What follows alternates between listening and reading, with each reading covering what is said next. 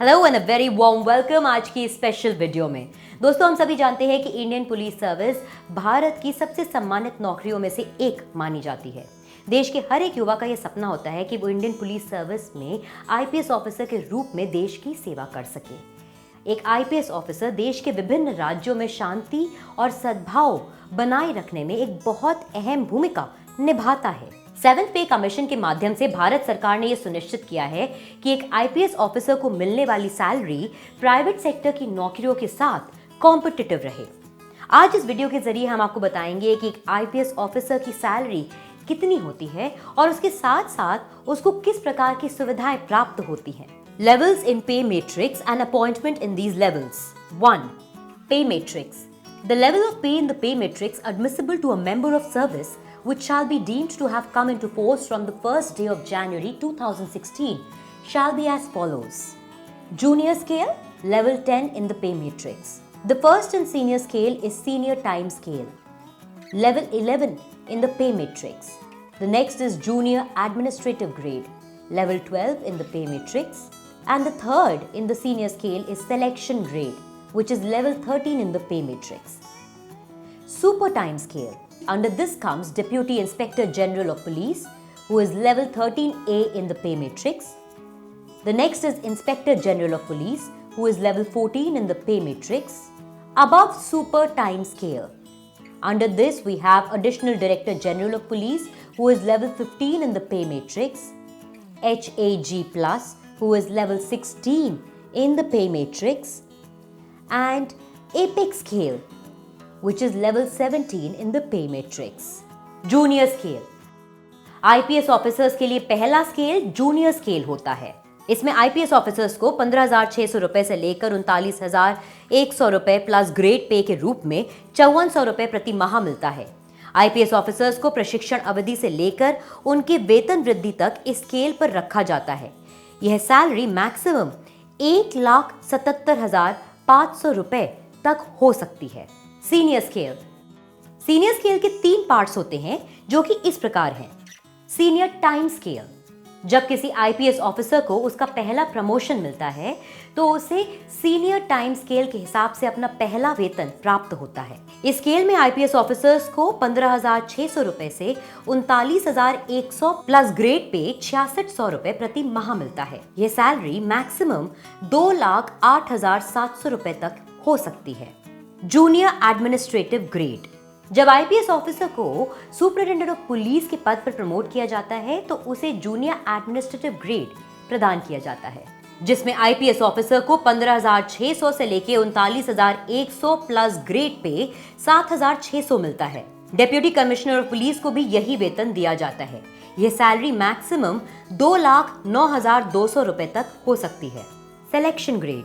ये पे बैंड 4 है जो आईपीएस ऑफिसर को दूसरे प्रमोशन के लिए दिया जाता है। सिलेक्शन ग्रेड में आईपीएस ऑफिसर को 37,400 रुपए से लेकर 67,000 प्लस ग्रेड पे 8,700 रुपए प्रति माह मिलता है।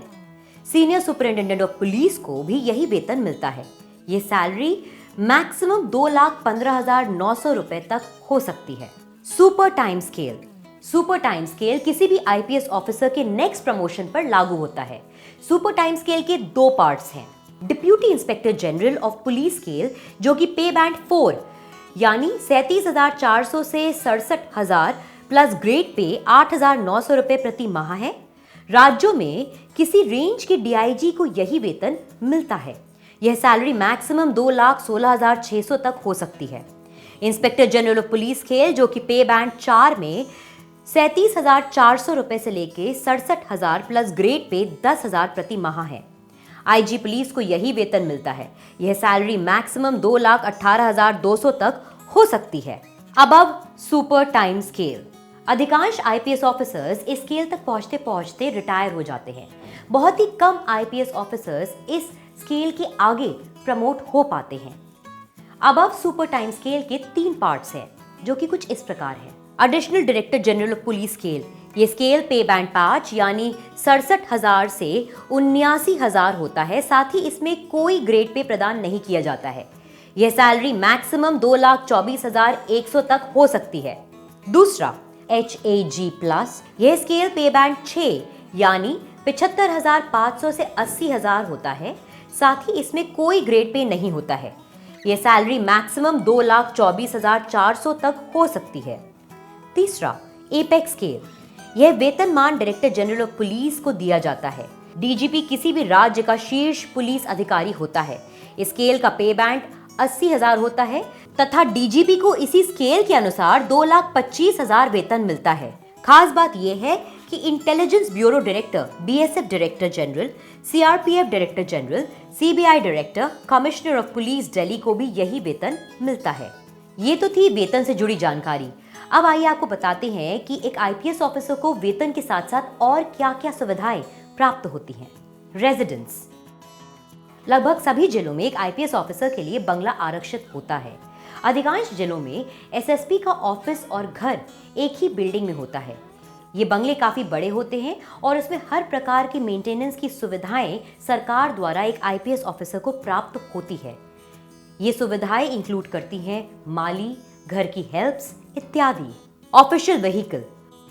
शुरुआती तौर पर एक आईपीएस ऑफिसर को जीप प्रदान करी जाती है, लेकिन प्रमोशन के साथ ही साथ उसको कार भी मिल जाती है और इस गाड़ी का ड्राइवर भी एक आईपीएस ऑफिसर को सरकार ही प्रदान करती है। Paid study leave. IAS officer की तरह ही आईपीएस ऑफिसर को 2 वर्ष की पेड स्टडी लीव्स मिलती हैं।